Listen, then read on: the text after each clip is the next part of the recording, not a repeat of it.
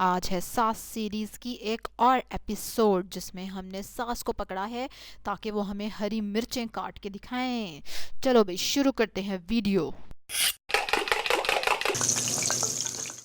अस्सलाम वालेकुम, welcome to love to cook, you can do it, the best place for easy cooking. और आज मेरी सास आपको मक्खियों उड़ जाओ, ये तौबा मक्खियों ने मैं दुपट्टे से मुसलसल हिला रही हूँ, मजाल है ये उड़ जाए। आज मेरी सास आपको काटना सिखाएंगी हरी मिर्चें, कि छुरी से कैसे हरी मिर्चें काटते हैं।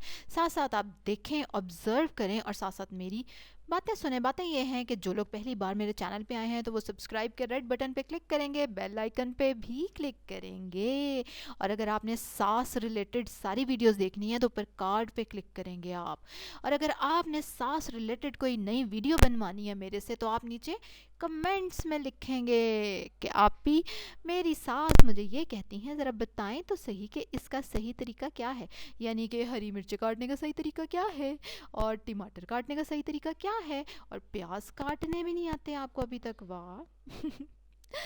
चलें जी, इसी तरह की मज़े मज़े की बातों के साथ और रेसिपीज़ के साथ अगर आप देखना चाहते हैं वीडियोस तो सब्सक्राइब करें मेरे चैनल को, बेल आइकन पे ज़रूर क्लिक करें।